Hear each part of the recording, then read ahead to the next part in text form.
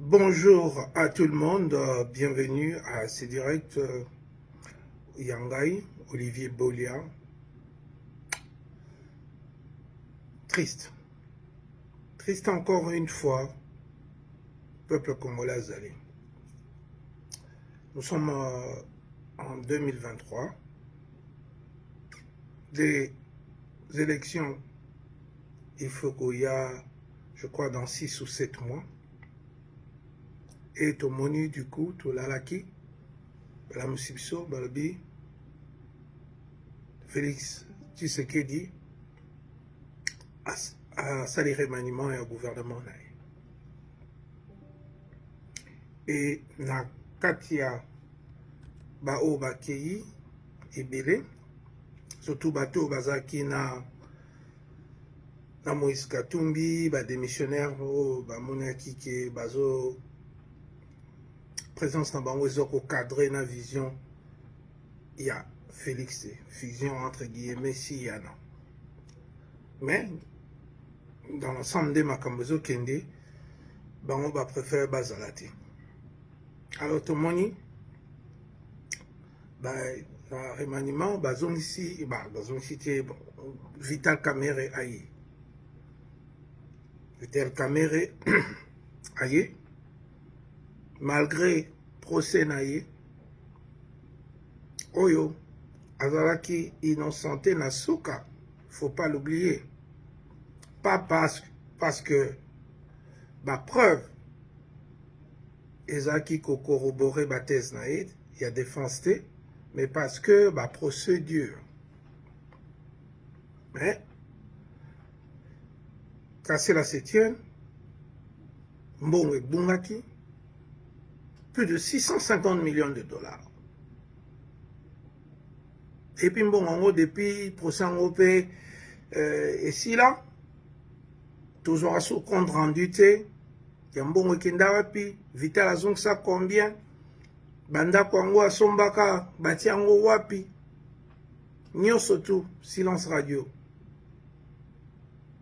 10 millions autres, yoka na procès chaka na compte ya mwana JB, Nyo soana to éviter 10 millions wana, ce qui yangonde JB a commencé à sapato tout éviter, c'est sa fille, elle a le droit de gâter son papa. Peter Kazadi, ministre intérieur, quelqu'un qui s'exprime très mal en français, mais qui est avocat, un avocat, et puis surtout nous avons l'attente de maître Nini Maïdi Kangimbi, donc nous avons Wakamanda, toujours mon éloquence, et même en France, en Belgique, partout. Les avocats, ce sont des gens qui maîtrisent la grammaire, l'orthographe, le texte, la loi. Mais, on a remarquablement que français, il y a malongo des classes, il y a au fouta, donc on a Zakari, on a bateau, fouta, classe, baleka, oh, historien, qu'est-ce que tu connais de l'histoire? Zéro. Qu'est-ce que tu connais du droit? Tu es juriste ou le français. Est-ce que ça la réforme? N'a pas compris que mutumu susu abeta na eneti ba chez Coco mulumba abeta na ba mécanique wa nini atazo le français qui to côté bon ils a classe ils a réputé qui a rebongisa koloba ya mutu. Ministre intérieur Jean-Pierre Mbemba. L'idéologie n'est politique ezani. Kaka place mbongo ezali. Via moto kaka na se. Est-ce que politicien landaka mbongo? Politicien landaka musala. Biso ba Olivier Bolia. To landaka musala, to landaka place mbongo ezata. Alors, nazotanga na ba page ne bazotala na lekaki pa de tous les temps, Joël Konde na page na ye natala un peu comment, qu'est-ce que le peuple pense. Il y a deux groupes. Nakatia ba posture mibale bimi. Posture à liboso batu namoni batu afachi beton ndenge bazala kaka bazwi bemba akoyana bangwaka guerre bata est baye bakesili. Wana posture ya ba bétoniste pour qu'on ait la épidermique, hein. Quand une seule personne réfléchit, tout le monde, comme des oiseaux, de même plumage, comme de mouches, comme des... Donc, il y a une réaction généralisée. Donc, il n'y a pas vraiment une réflexion personnelle qui est au bima. Donc, c'est bon.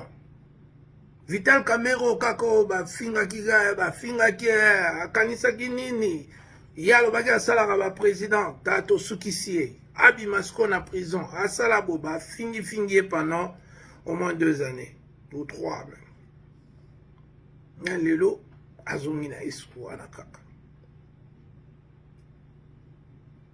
Jean-Pierre Mbemba, qui n'a jamais montré qu'il a l'amour des Congolais, mais sinon, de sa propre personne, il est vraiment dans la perversion narcissique aiguë. Il y a Donald Trump, donc ngai kaka.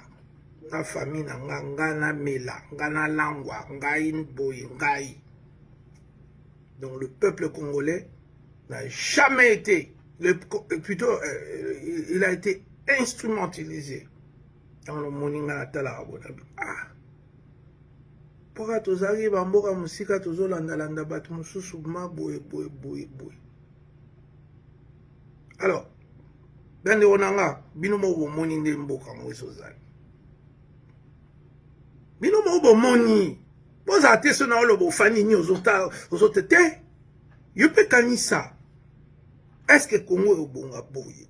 Nous répétons, il y a une définition de psychologues qui disent en anglais, mais je vais traduire rapidement, qui disent que la folie, c'est de répéter les choses de la même manière et penser obtenir un autre résultat. Nous ramenons les mêmes crétins colossaux, nous ramenons les mêmes bandits, nous ramenons les mêmes voleurs, nous ramenons les mêmes contextes, c'est-à-dire que tout ça locaux là, guerre et bima, tout côté la transition, parce que moi j'avais prédit quand je disais que Mbemba comme na Félix à côté gouvernement, na le bakango, mutu pas le liboso le bak Félix Tshisekedi comme président, c'est quoi bagezanga. Son père était même pas encore mort. Ngane mutaliboso na ba 2000 sugi 8 sugi 9 ngane mlalo banga avant kutu papa na koma présento ba 12 je sais comme candidat akufa j'allais dire ngane la no Jean-Pierre Mbemba parce que c'est pas mon ami donc Jean-Pierre Mbemba je dois citer tout son nom. Quand quelqu'un n'est pas ton ami, tu cites son nom dans sa totalité. Comprends? Voilà. Bateau na moi ba journaliste Jean-Pierre Kamara note. On appelle son Bengi Afi, c'est mon ami, son Bengi Joël, c'est mon ami, son Bengi Alain Kindeki na Bengi Alino, c'est mon ami. Mais quand quelqu'un n'est pas ton ami, tu cites son nom, la totalité nango. Je comprends. Alors, Babiloko nyoso bolobaki bozomona tozozonga kaka na même système. Biloko nyoso to kritikake pa Kabila yango wana siko bazo employé. On parle bientôt de glissement. Il faut pas faire ça. Attention, le peuple Jean-Pierre Mbemba là, donc il y a des risques de guerre, il y a des risques de boyer. Pour élever tension na bino et pour finalement déclarer voilà Toyokana, tout fan de ça glissement et tout ça l'élection dans 6 mois, dans 2 ans, des choses comme ça. Commentaire mon à mon avis et ça linga pe et ça linga passe dans mon thème. Quand les gens disent que Kongo kakabo et kobongana ngote, un pays où Ils ont horreur de gens honnêtes comme Olivier Bolia. Ils ont horreur de gens intelligents comme Noël Chani. Ils ont horreur de communicateurs comme Joël Condé. Qu'est-ce que vous voulez? Mboke Bongara, Naoto Tala Boutou, on m'a plus de 5 heures du temps. Nani PDG à TikTok, na congrès américain. Pourquoi pas un piso? Oh mon Dieu. Des pays responsables. Oh, bah, Monique TikTok, il y a des Chinois, et Zoko, ils ont plus de 550 millions d'abonnés américains. Bah, Zota, bah, risque, il y a invasion, na vie privée américaine, bah, examiner, bah, nini. Mais nous, nous avons un niveau, le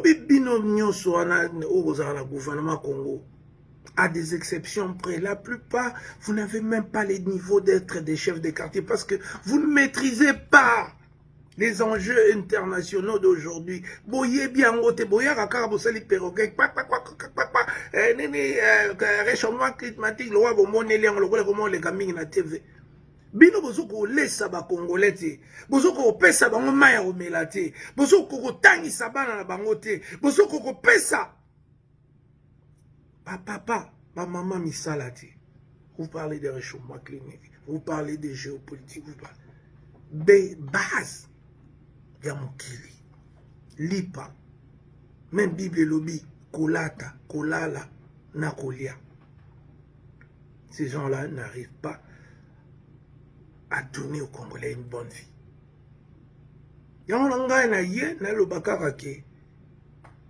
Nous sommes dans le statu quo, nous sommes dans la répétition de nos bêtises, nous sommes dans les choses où nous connaissons déjà les finalités. Il n'y a rien de bon qui va sortir lorsque vous mettez des gens qui ne savent pas parler français, Bayako diriger. Comment vous voulez changer le Congo avec des gens qui ne savent pas parler? Nous sommes venus vous dire que c'est possible. C'est possible de changer. C'est possible d'améliorer la situation des Congolais. Mais nous devons pas croire que tout ça, là, on a bateau, tout ça, là, bangouana.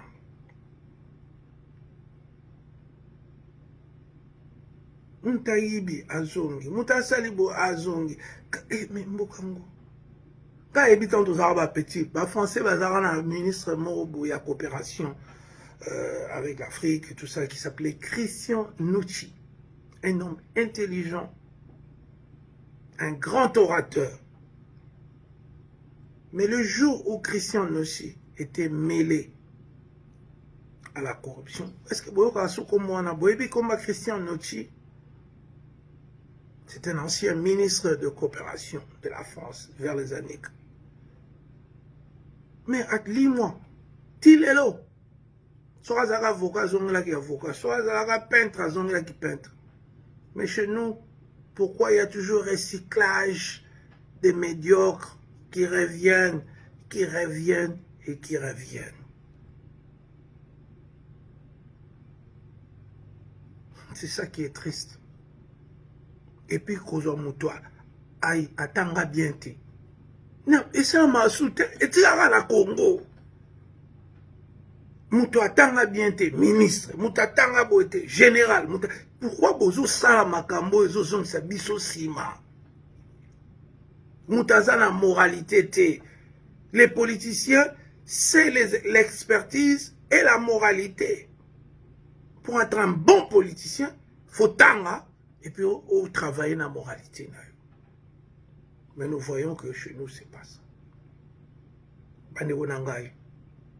Le pays est en train de s'engouffrer.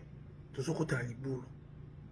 Il y a mon nez, on est déjà dans un trou, donc je ne sais pas comment redire ça de manière qu'elle a sa profondeur à Liboulou et Zokola. Mabé, Faninako, Sodome et Gomorre, Faninakatia Congo. Et ça métaphore que Mabé des eaux dirigées Congo. Sur 100% de la décision, il y a 80%, 90% des arrêts à Mabé. 90% des politiciens, malhonnêtes, ils sont là pour l'argent.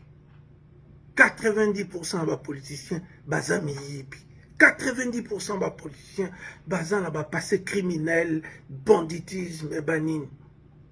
90% des politiciens n'aiment même pas vous les Congolais. Ils vous aiment pas. Quelqu'un qui t'aime ne va pas te laisser sans eau potable, sans électricité, sans que tes enfants étudient dans des qualités yakitoko, sans que ton papa ou ta maman travaille, ou tes frères et sœurs. Quelqu'un qui t'aime à la position en terre. Est-ce que na Canada, vous faites dans est-ce que na France, vous yiba? Est-ce que na Belgique, vous aurez un bon à retraite? Est-ce que ça aura 10 $? C'est ça la question. Ces gens-là ne vous aiment pas. C'est nous qui vous rappelons cela. Ils ne vous aiment pas. Tambo kande bozali mbula na mbula. Balingi binote. Voilà, message nanga kaka en réaction, il y a Nini. Et bon, l'homme, on va parler après, mais on sera à Kinshasa en 2024 ensemble pour se battre à partir du pays, pour qu'il y ait des côté. Nous avons gagné la binongate pour nous aller na mbongo na binote. Nous avons pour sa maille, na courant, na habitude, na raisonnement logique, raisonnement intelligent, application et à savoir et comme un modèle de fonctionnement et pays. Voilà. Les restes, ça ne m'intéresse pas. Voilà. Ok.